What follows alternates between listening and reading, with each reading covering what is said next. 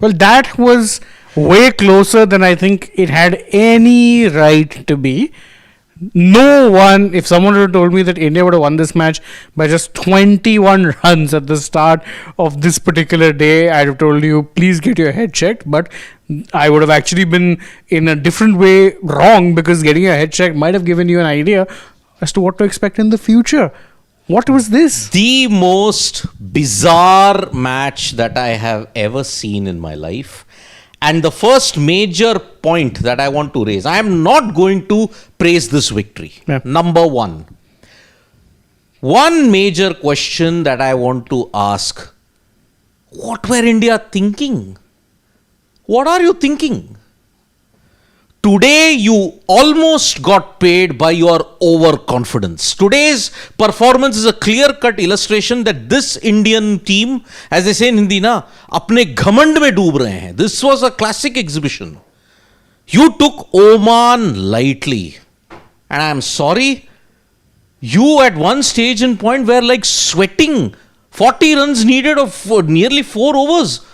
Hello, what are you doing? But Hardik Pandya's catch, luckily, see, Oman are laughing, they are happy. Okay, we've gotten exposure, we have challenged the best Indian team that is there in the world at this point in time.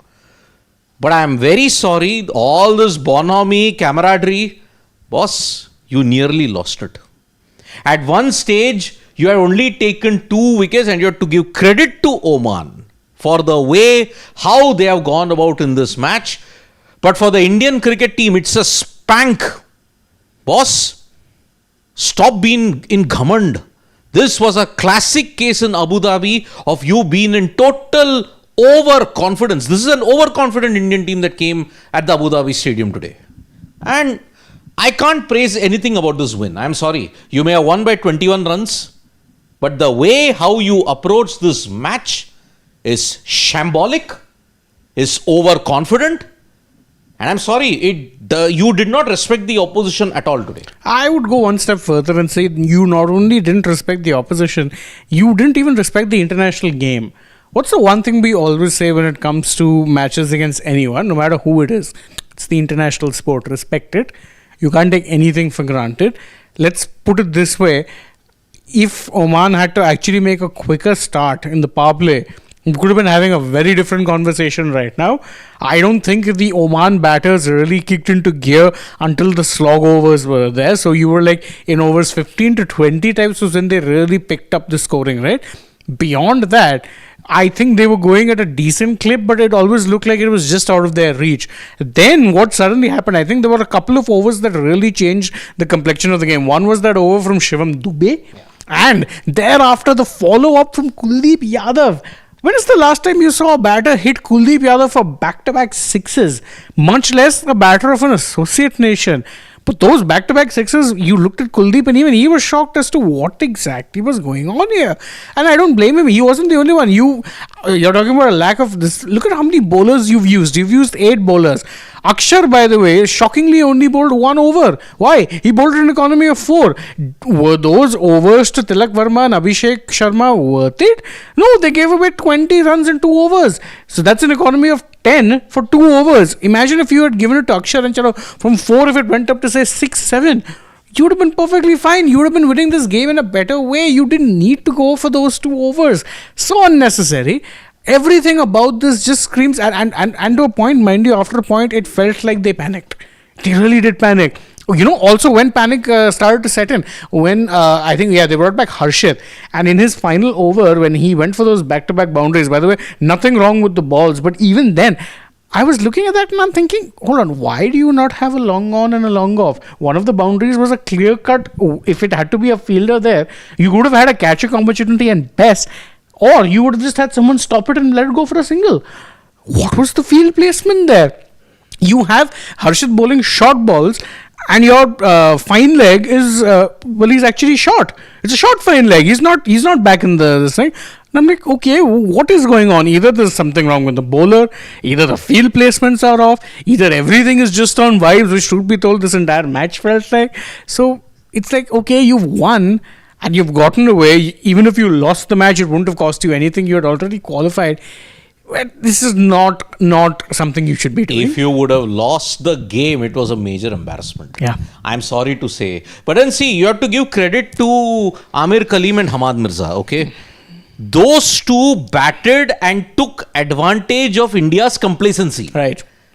Throughout that middle overs period, when they started attacking Kuldeep, India's best ace in the weapon at this point in time, they didn't have a plan B. And that is why, as you rightly pointed out, 3 + 1 + 1 from your part-timers in Dubey, Tilak and Abhishek yielded in a total of 51 runs in 5 overs. And see, Dubey at best is the kind of bowler you turn to for 2 overs. That third over, tad unnecessary. And that was, correct me if I'm wrong, the over where he did get attacked. He got attacked, They decided, okay, we're going to go after him. He's not very quick. He's bowling it in the slot. So let's just go after him and see what happens. And truth be told, they could take the risk. You know why? Because you were not incisive. They at that point had 9 wickets in the bank. So they said, okay, we can go for it. And that's the other thing. The lack of incisiveness after a point was shocking. You had 188 runs on the board. You could have actually bowled a little bit attackingly, get 2 wickets early, and they're not even thinking about a run chase. The fact that you didn't, the fact that they were only 1 down till the 18th over, basically almost had you ruled out of the game. You have to thank Oman's inexperience because they started very slowly. I mean, 8 overs, they were 56. 9 overs, they were 56. Hardly an ideal start, but then they had laid the platform. Had it been about 20 runs more, say 70 for 1 in 9 overs or 80 for 1 in 10 overs, boss, you were sweating bullets because from that time, from 9 overs until now, the next 9.1 overs, you leaked a total of 93 runs. Imagine what that could have happened. But again, like how in the T20 World Cup, long off. Here it was fine leg. Because Hardik Pandya's catch saved you the pleasure because he'd already had 2 boundaries. And it was a good slot ball on leg stump. Flick, it could have gone for 6. But Hardik Pandya, kudos to him for taking that catch. Otherwise, if that 6 had happened, 155 in 17.5, you needed 34 in 13, anything could have happened. Yeah, at one point I remember in that over they needed 40 of 16. And I looked at that thinking, you know what, if this were an IPL match, I'd not be feeling safe. Yeah. No matter which teams were on whichever side, didn't matter. I was thinking 40 of 16, if you have 4 or 5 wickets in hand, is very doable. Especially if you have finishers in the crease. And here they knew full well that they could go bang bang, knowing that they laid such a platform that even if they lost their wickets, there were still batters to come. So it was like, you could have gone for it. Obviously, it didn't really work out that way. But my God, Oman, a fantastic show. I think we've criticized the Indian team a lot, and rightfully so, for perhaps not giving the game the respect it deserves. Full credit to Oman. By just hanging in there, they actually made this match far more entertaining than it had any right to be. Special shout out to Aamir Kaleem though. Aamir Kaleem at the age of 43 years and 300 days is the oldest to hit a T20I 50 against the full member nation. And he was struggling with cramps. That's what inexperience in the fitness, inexperience in such exposure to international stages has meant that you lost out on those very fine moments. And special shout out to Hammad Mirza. My God, the kind of batting he was doing whilst, an Aamir Kaleem was being a little bit more on the circumspect side because he attacked a bit later. Yeah. But see, he's ended up at a strike rate not even 140, 139.13. Yeah. Hammad Mirza was constantly looking to go for the enterprising shots. And that was what very timing, good. Yes. What timing, and he picked his moments. And that's why Hammad Mirza also, when he hit that boundary, after Aamir Kaleem got out, you felt, maybe the fight is still there. But once he got out, Hardik Pandya, luckily that over that he bowled, the 19th over, it went well for him. And that is why India should consider themselves. But I'm sorry, there is no way that we are going to sweep this under the carpet. It was complacent and it was overconfidence. And you have to begin with the guy who started it all, Suryakumar Yadav. Today, if I have to look at point number 2, the major talking point, I'm sorry, Surya may be exchanging pleasantries with the Oman team, guiding them and all this. But if you're guiding them with the way how they are played in this way, all these visuals, it's just a positive spin. But I'm sorry, today Surya nearly paid the price for overconfidence and too much experimentation. Look at it. What explains the rationale to demoting yourself to number 11? Was he inspired by MS Dhoni? Is he taking too much inspiration from MS Dhoni? Forget that. Today, his bowling changes were all over the shop. You want 10 batters and 10 bowlers for the game against Pakistan. Is that what you're aiming for? This was very, very unlike Suryakumar Yadav, the captain. Of course, that overconfidence, reverse psychology way, got India an unlikely win against Sri Lanka in that match when Surya bowled the last over and he got them to tie that game. But every day, those miracles won't happen. Correct. So, what do you think? Today, was Suryakumar Yadav blatantly overconfident and did he not respect the game at all today? I wouldn't only blame Surya. I always say that, Gautam Gambhir is a head coach, very headstrong man. So, I refuse to believe that he had no say in any of this. I think this is a collective team management failure where they'll have to hold their hands up and they'll not do it in public. But I can bet you anything that behind the scenes, they're probably looking at each other and saying, we got away with one here. Yep. Big time. Because again, I always say that if the openers, I think it was Jatinder Singh, who was fairly circumspect with his batting. Although he tackled Arshdeep well, though, his Punjabi teammate. Yeah. He did. But other than that, he was more often than not very content to play out singles, twos, not really looking to be that attacking. If they had made better use of the power play, could have been looking at a different game. But, if they had made that better use, then suddenly at this point, these images, which you're seeing right now, these visuals, you'd not be seeing it. You'd not be seeing the Indian captain giving them a congrats for, good effort. You'd see him congratulating them for the win. Yeah. And that's a scary sight. And you don't need to be doing that. And you know what will be our country's social media and all the people who follow the game of cricket? They will paint this as, okay, oh, what a moment for Suryakumar Yadav and the Indian and Oman. Team. And Oman, because look at how they are guiding Oman. Look at the post-match how they are indulged in friendship. You have to learn from these particular bunch of guys. I'm sorry, if you want to learn overconfidence from these guys, go ahead in Abu Dhabi and learn overconfidence from them. Today, I cannot wrap my head around the thinking of this Indian cricket team. Today, you may turn up with your A+ game against Pakistan, against Sri Lanka and Bangladesh, because there is no place for these kind of shenanigans in the Super 4. No, not a chance. Are you going to do it against Pakistan? Are you going to do it against Sri Lanka? Are you going to do it against Bangladesh? You'll not even dare do this against Bangladesh, and Bangladesh are like on the bottom rung as far as full member nations are concerned. You would not. You only were able to do this because you're thinking, it's Oman, first time ever we're playing, just an associate nation. Well, just an associate nation really made a fist out of a match that, truth be told, they had no actual business doing. Yep. Today, I'm sorry, the Indian cricket team and all this may be all smiles, they will be guiding the Oman players around.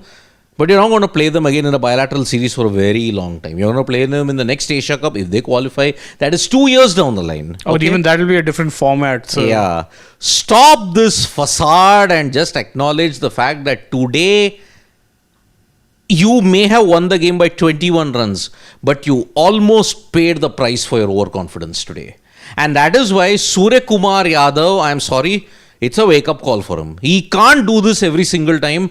Today, Oman, he did it to Sri Lanka one time. He got lucky with both those occasions.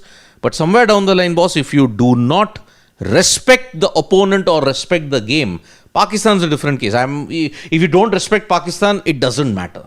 Because we've got a special enmity with them at this point in time. So don't respect them. That's entirely acceptable. But don't disrespect a minnow.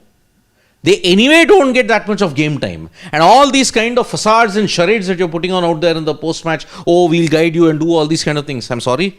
It doesn't hide your overconfidence in that sense. Which brings me to the fact, what was he thinking of number 11? I'm sure you said Gambhir and the team management. But surely Gambhir would not have agreed to Surya demoting himself number 11. I'm sure he would have played some part. I'm not saying entirely, but again, I'm saying there is nothing in this team. I know how Gambhir is as a mentor kind of figure. He's always been very overarching, very overriding. I mean, we saw it with him at KKR with Chandrakant Pandit, where after a point it felt like it was Gambhir coaching the team. I'd say the same for him when he was the mentor of Lucknow Super Giants. Do you even remember who the head coach was at that point? I bet you don't. I don't. It was Andy Flower. Andy Flower. Yeah, and also exactly. Mornay was there. Yeah, but Mornay was the bowling coach. I'm talking about the head coach. It was Andy Flower. Yeah. But again, it'll take you some thinking to remember, who was the head coach? Mind you, this is the same Andy Flower who's led RCB to a title win. So, a very competent coach in his own right. As well as Chandrakant Pandit, who's won multiple titles at the domestic level, to the point where even Dinesh Karthik had to go and say that as far as domestic Indian cricket is concerned, Chandu Pandit sir is the Sir Alex Ferguson.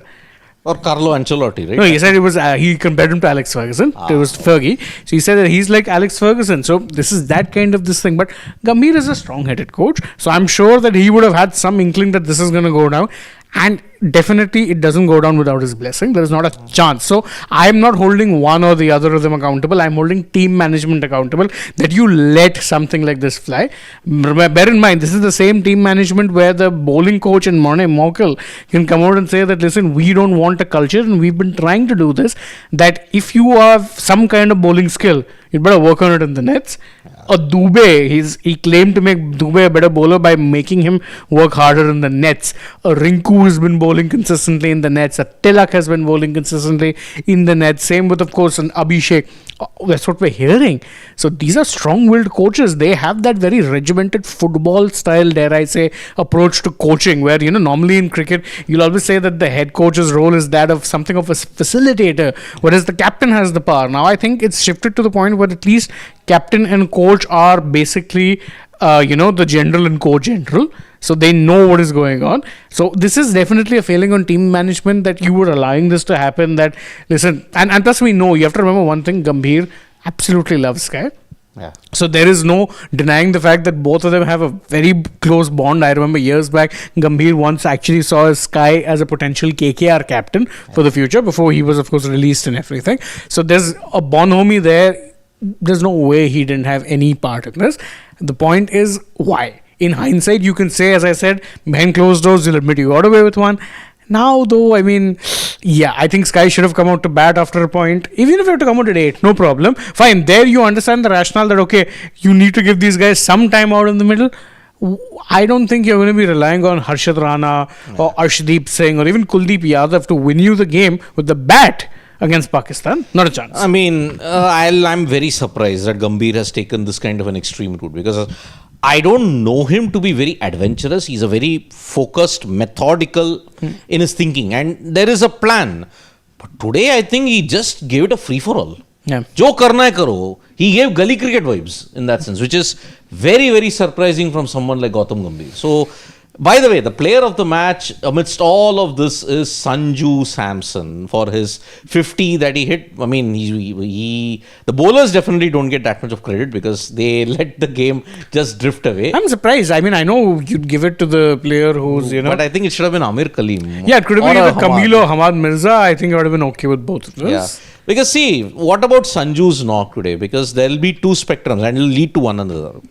Shubman's knock and Sanju's knock. Shubman was undone by a pearler. Of course. But many people are saying don't read too much into the knock. Then can't the same yardstick be then applied to a Sanju knock then? No, I agree with that. Because as I said, I'm not reading too much into what happened with Gill because that was a peach of a ball. Similarly, I will not read too much into what the Sanju knock was because I've seen him do better against tougher opposition. I've seen him hit a century against South Africa. A South Africa that boasts a top quality bowling lineup. So I'm not reading too much into it. I think in the first innings particularly, the pitch was on the stodgier side. It got much easier to bat on, by the way, in the second innings. And not just that, the dew helped even the outfield considerably because the ball was rolling along the grass very nicely. Not quite the case in the first innings. We even mentioned it, that, it was kind of stopping. The pitch had that weird spongy kind of bounce. So all of that was there. But all that said and done, I'm not reading too much into either of those innings because Sanju, there were times where he looked, where he looked assured.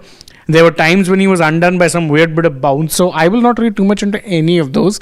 I don't think it's fair on either of the players. See, Shubman, when you look at it, 3 matches in the Asia Cup T20I, it's not been a smooth sailing. No. I mean, he didn't have that many runs to play with in the UAE game. fell to a good ball but could have done better against Saeem Ayub in the Pakistan game.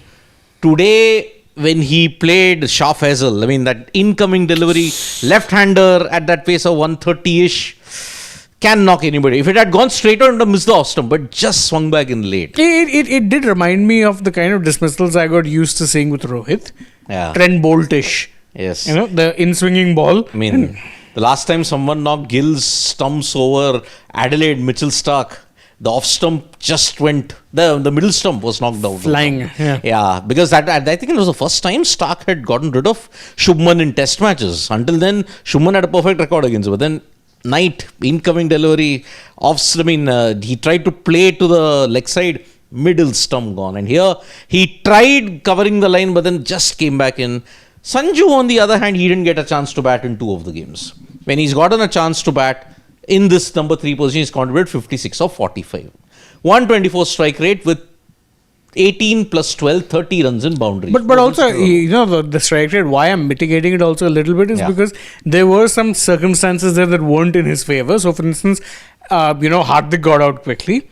Thanks to Sanju, if I may have to. Thanks to him. I know, it was for the first time 2 non-striker dismissals in the same match by the same bowler. I can't think of any other instance when this has happened. Exactly. But see, there was that because Hardik got out quickly. Then Akshar played a cameo. Then if you look at it, even Dubey was kind of struggling.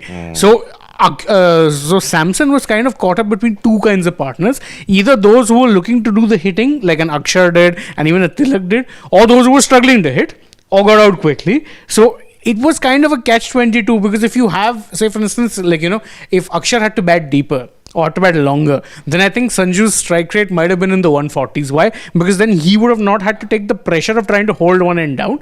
He would have said, okay, Akshar's batting well, he's batted long, I'm also going to go for my shots, and you'd back him 9 times out of 10 to nail those shots. So that is the other mitigating circumstance. With Gill, he was the first wicket to fall. Yeah. And see, Sanju, when you look at it, he's a very flexible batter. He can go bang at the top, and he can also be an anchor-like kind of a situation. Correct. An anchor-like knock, let me tell you in T20I, that is the problem in this kind of a situation. If you lose the game, you're panned. But if you win the game, it's okay. That is the kind of T20I world when you have to deal with anchors. Yeah.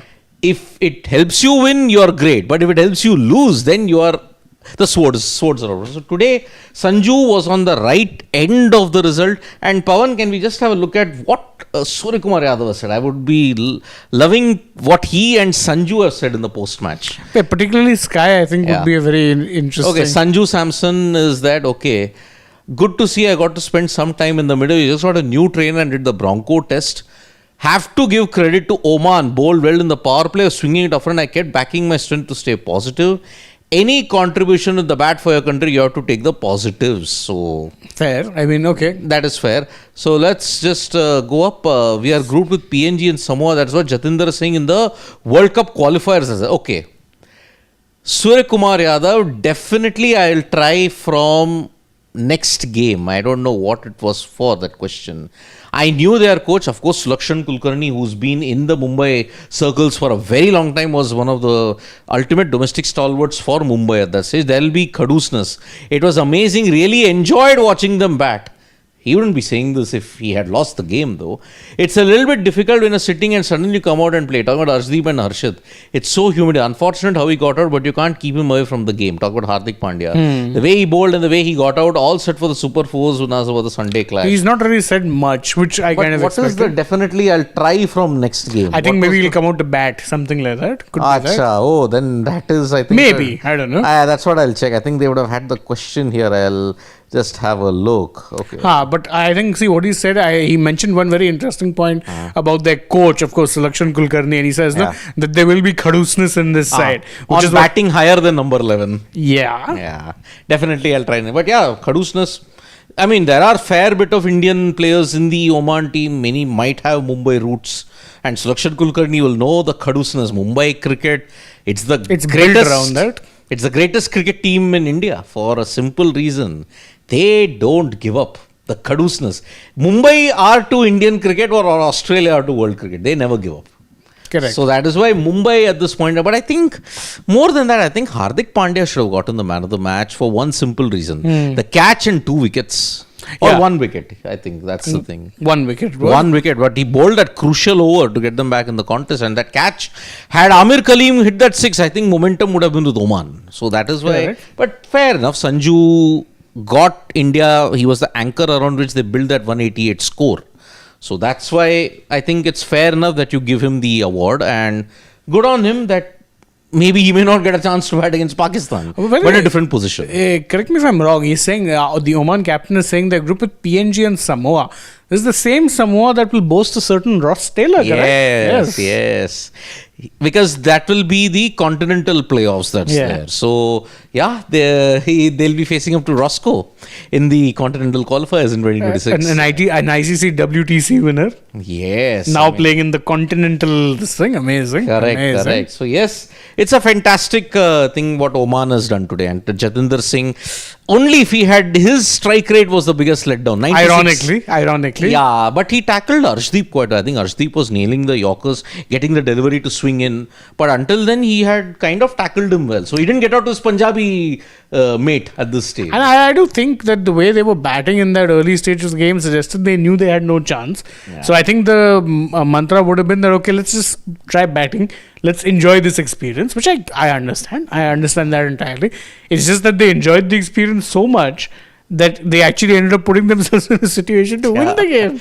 Exactly. Ironic, but true. The middle overs, if that is the game. Now, before we take the comments, heading into the Pakistan game, are they going to get distracted by this particular overconfident show, or do you see them? Okay, just a one-off here. We'll come back with our A game and we'll just turn it on Sunday. I think they've kind of treated this as a bit of a day off. So I think they will come the Pakistan game. They know there it's a case of a loss would be unacceptable. So I think once it's that game, once it's other Super 4 games as well, I think it's going to be all business because they know now they're basically 4 wins away from winning the title. Yep. You win those 3 games in the Super 4s, win the title, win the final, and you've got the title. So that's, I think, how it is, and I think that's how they're going to be approaching it. I sincerely hope so, because see, maza aa gaya, all the picnic and everything that you have to enjoy at Abu Dhabi, you've had it. Today was not a match, it was a picnic. You tried and enjoyed and you got whatever you wanted. Now, boss, it's serious business from 21st onwards for India, because the Super 4s begin tomorrow itself with Sri Lanka taking on Bangladesh and India taking on Pakistan, followed by a rest day. Then you have gotten all the other guys who are at this point in time. So, I'm sorry, you have to ensure that you get your A game at this point in time. And that's why better not be complacent. Today, a catch and a good 19th over helped you seal the game. Otherwise, you're doomed until that point in time. So, then Sharan, that's what I'm saying. If India plays like this on Sunday, they will be beaten by Mercurial Parkside. Have to be on A-level game on Sunday, like how this team plays. Agreed. Sharan, if India, looking at the current political climate and looking at the way how you started all this, if India lose on 21st, boss, either you have to get ready for a flurry of all abuses and fake news from our neighbors, and if you win, you can abuse them and give them back in return. But if you have a similar kind of a performance like this, then I'm sorry, you are not winning the game on 21st. Absolutely. And that is why you have to be A+ level game on Sunday, boss, not A. Exactly. Again, we in sports today are criticizing Pakistan's behavior, but as a team, we are not taking them lightly. Correct. So, in that sense, Brevis and Stubbs fans says that Sky move was one of the worst gimmicks ever. Wholeheartedly agree. Could not agree more. Exactly. I mean, this will go down. I mean, you can laugh about it and everything is there, but I'm sorry. Yes, you may be a mixture of Rohit and MS Dhoni for being cool and forgetful, but I'm sorry, you can't hide your smile behind a blunder. Today was a blunder by Suryakumar Yadav, and that's why Mayur Kashyap is like saying India made same mistake. Can you just go down, Pawan? India made the same mistake in PAL versus Netherlands in 2003 World Cup. Got 204 all out, and also was Hong Kong in 2018 Asia Cup ODI World Cup. Please comment on both matches. I mean, Mayur Kashyap, I think in that game the pitch was conducive enough for the fast bowlers. I remember that game in 2003, 204 all out. It was Roland Lefebvre and Edgar Schiffely who had really troubled India at that point. But India, again, when you look at it, 136 all out, it meant the pitch was really good for the bowlers, and that's why. Yeah, that pitch I remember was bad. Of course, why I also remember at that point there was a lot of outrage for two reasons. One was because the follow-up match was the infamous 125 all out versus Australia. Centurion, yeah. Yes.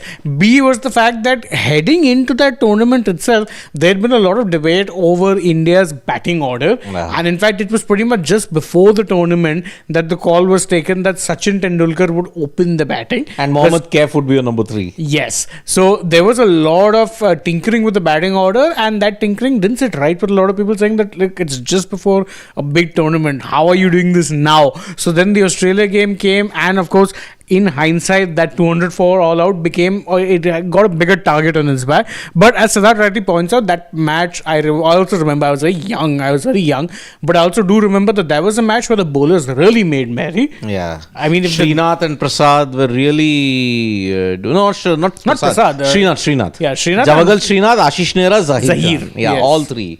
But yeah, I mean, not Mohammad Kaif. It was alternating between Ganguly and Kaif at that point in time. I mean, I remember in that Centurion game against Pakistan, I think Ganguly came in at 3. Yes. Then Kaif came in at 4, Dravid at 5, Yuvraj at 6, if memory serves me right. So, Hong Kong, yeah, that was also a pretty close game in the 2018 Asia Cup where they nearly pulled it off. Yeah. But at that time, I don't think you were complacent. I think Hong Kong really batted well. Here, see, what do I define as complacent? There, if you look at it, no player batted out of position in the Hong Kong game. Here, Suryakumar Yadav demoting himself number 11 and giving 5 overs to part-timers for 51 runs. That was complacency. So, yeah, that is the thing. Ashish, the Indian player energy levels were so low, they could just not handle the weather. They were sleeping through the game till HP got Trust me, Ashish, that had nothing to do with the weather. If you've played in India, if you've grown up playing cricket in India, you're used to hot weather. Their energy was low because they were sleepwalking through the game. Exactly. They were just taking it as a stroll on a humid evening. That's it. It was a picnic for them. Abu Dhabi, the game was a picnic for them. It wasn't a match for them. So Correct. That's why. Ashish, they're saying more than 50% associate nation players Indians. Yeah, I mean, obviously. all over the globe when you look at it. Czech Republic, Turkey, Germany, Austria, Hong Kong, all of them. Only Samoa, PNG have got local players. PNG now have a New Zealand player, but he's technically Samoan.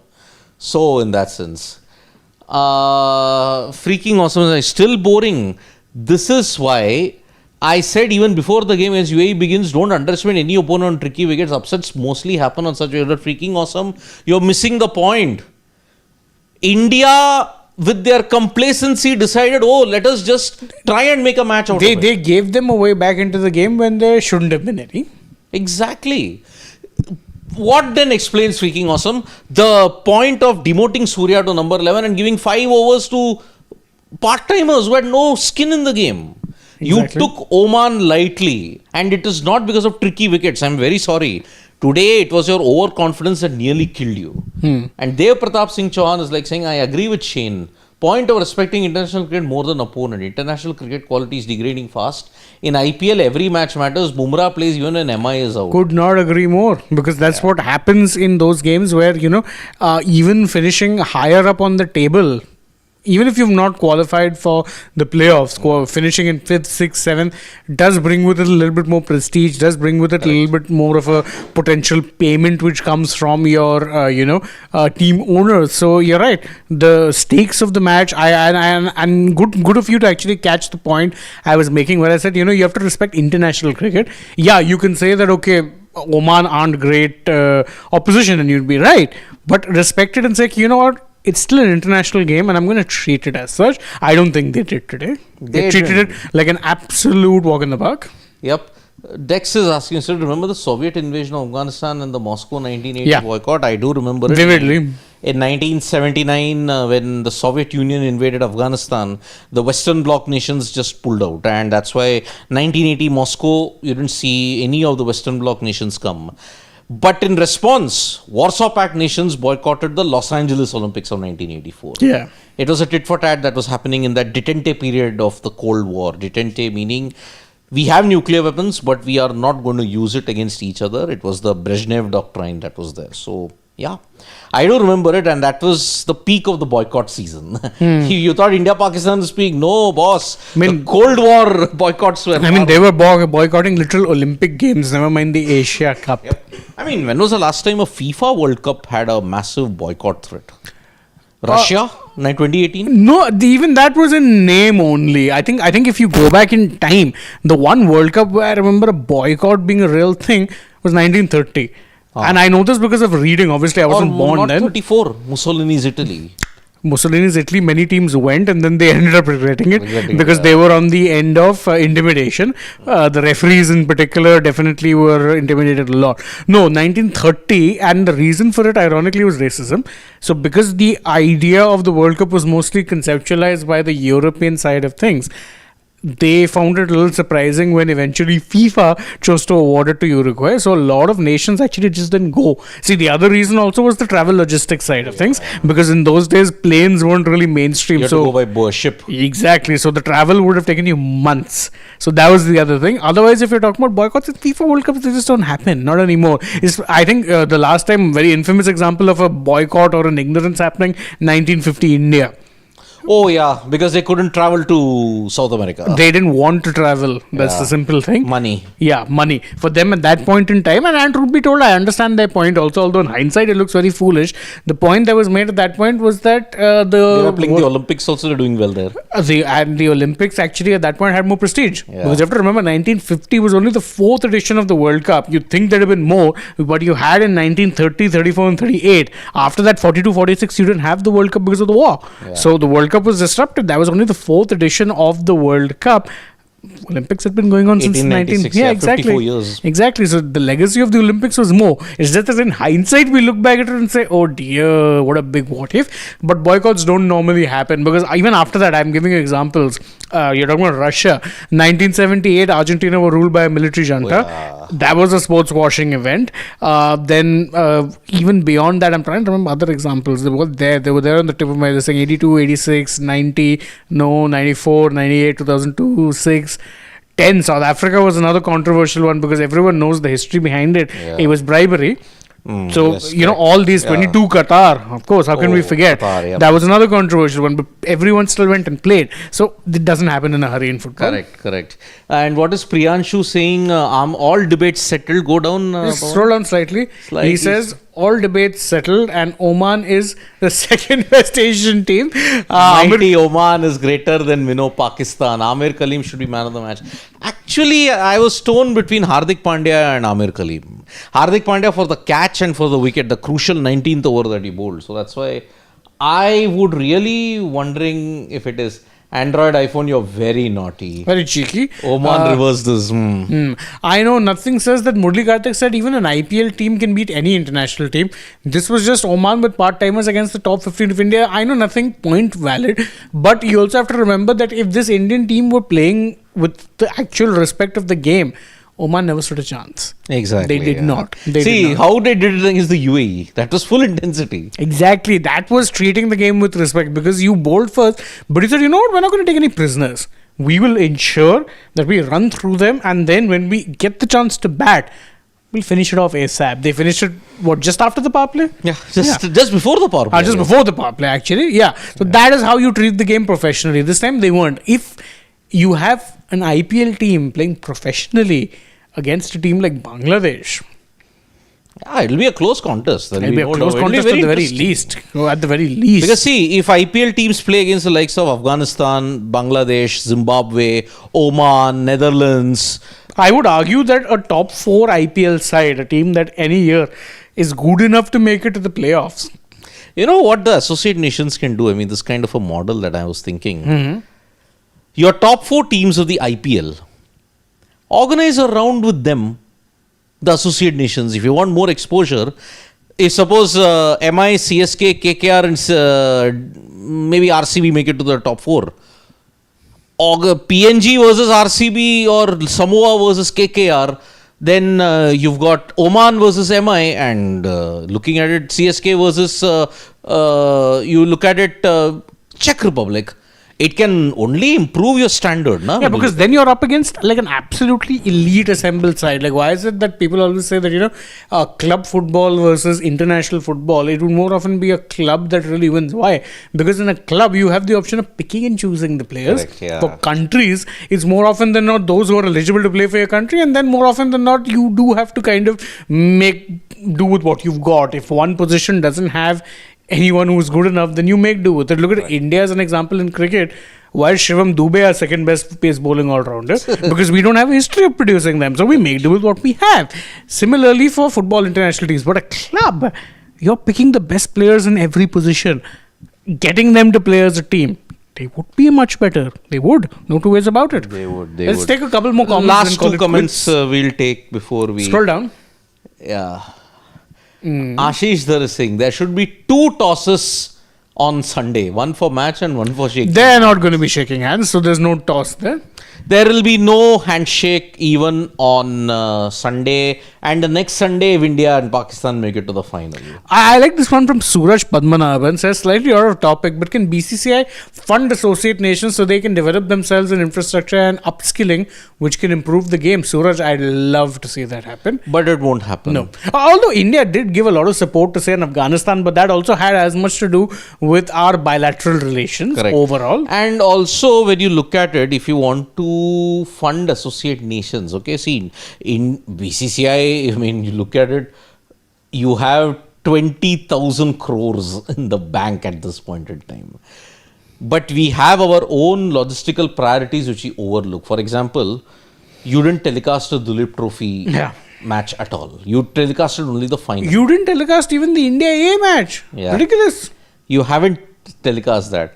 You've got so much. Nowadays, with just a tripod and a phone and a good internet connection, what is stopping the BCCI from streaming simultaneously all 36 rounds of the first game of the Ranji Trophy? You got the technology. How much will an iPhone Pro Max cost you? 1,50,000. A tripod will cost you 15,000, the best tripod. Plus the lighting and the internet will cost you another 10,000-15,000. And you're being generous with some of these prices. Exactly. 2 lakhs, 36 games, total of 1 crore rate. Is it making a huge thing? See, at this point in time, how many bilateral series are you playing with the associate nations? Your broadcasters won't allow you to play. Money. It won't generate damage. For example, any guy, I mean, look at even this India-Oman game. Many people just don't give a damn. Fact. Many people just don't give a damn. And also, Factos. India-Zimbabwe. Will many people come and watch us and, will they give this kind of in sports to do it? But will other people also watch with intent like how they watch in India-Australia? No, they won't. Because it's Zimbabwe. That automatic thing, they're minnows here. Why should we even bother? That's the thing. So, Suraj Padmanabhan, ideal world, yes. But practical Real world, no. No, absolutely not. And I think that's about it, Yeah. Pawan. That's about it. Okay, so very overconfident India have managed to win their game against Oman. Maintain an unbeaten streak. And that's it. League stage is over. We are now heading into the Super Fours. From tomorrow onwards, it's Sri Lanka versus Bangladesh, followed by the big one, not for the drama on the field, but for drama off the field. India, Pakistan. I'm not going to call it the Nagin Derby or the mother of all battles. It's the Nautanki Derby. It's the soap opera derby. Soap opera derby. And the main character, director, producer is only one, Pakistan. Mohsin Naqvi. Mohsin Naqvi. Yes. ACC chair Mohsin Naqvi has to ask PCB head Mohsin Naqvi. Who has to take permission from Interior Minister Mohsin Naqvi. Beat that. Amazing. Yep. So that's why tomorrow we will join you for the dugout and also bring you the post-match of Sri Lanka, Bangladesh.